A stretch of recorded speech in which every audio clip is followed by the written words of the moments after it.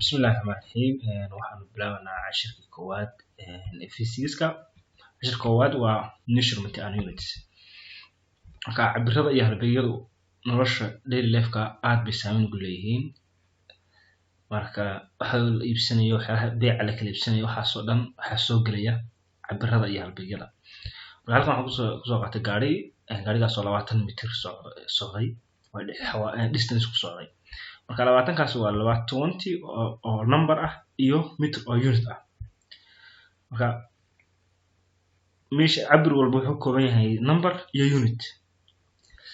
marka when you make a measurement you may get a result like one above marka sida kor ku xusan oo kale marka mar walba waxa tiraysaa cabir iyo number iyo cabirka lagu cabirayo waxa la cabirayo The complete measurement is called a physical quantity. The complete measurement waxa loo yaqaanaa physical quantity. It's made up two parts, a number and unit. Waxaan ka kooban yahay number iyo unit. Marka physical quantity waxa ka kooban yihiin waa size-kii iyo unit-kii wixii lagu cabirayay. Marka unit-kaas halbeegaas waa laba qaybood. Units halkan aan ku soo qaadanay. Units waxa la yiraahdo basic units. Fundamental unit or basic was committed. Fundamental unit or the basic unit or basic unit kuwaas oo kuwa basic ah oo asaasiga ah iyo kuwa kale oo la yiraahdo derived units kuwaas oo kuwii basic ah laga soo derive gareeyay laga soo kuwa hore ka yimi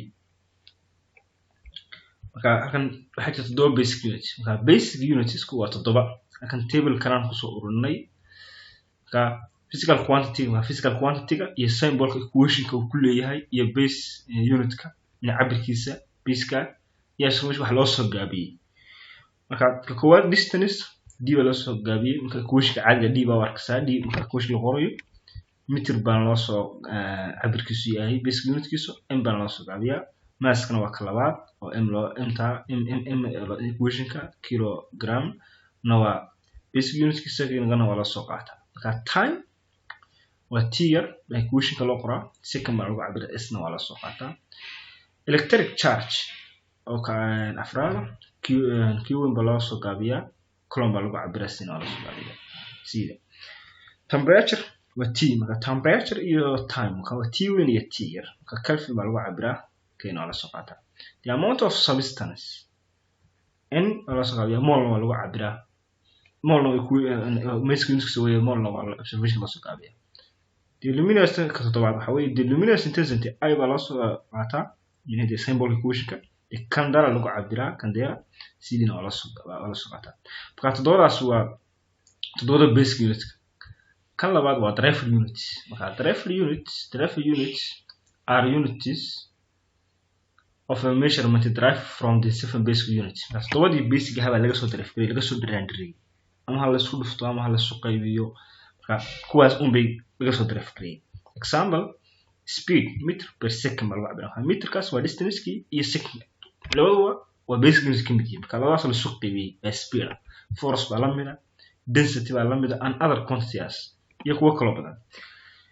marka halkan kan big or smaller marka you can make a unit big or smaller by using an extra symbol called a prefix marka shay waxa laga dhigi karaa oo la weerin karaa ama la yareyn karaa iyadoo la isticmaalayo prefix marka prefix-kaasi ama iyadoo horgal la gelinayo horgal la isticmaalaya ama la yareyn karaa ama la badin karaa oo haddii prefix loo soo qaatana waa la yareyn karaa ama haddii xisaabta si dheer loo qorana waa badanaysaa marka si xisaab fara badan oo intaas oo number leh loo soo gaabiyo baa prefix-ka baa xisaabta iyo physics-ka loo soo qaataa macnaheedu sidaas ugu heshiiyay halkan aan soo qaaday prefix iyo meaning macnaheedu marka decimeter aragti decimeter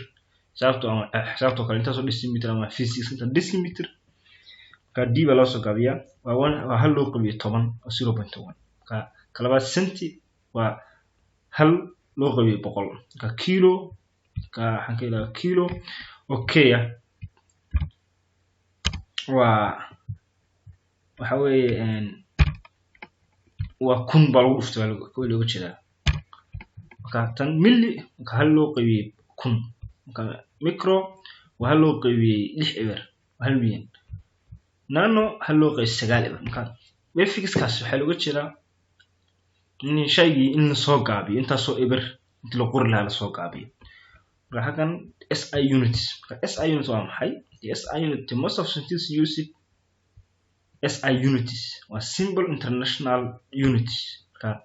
physics واحتمال system international unit system international SI units wuxuu ka yimi waa driver units ki oo lagu daray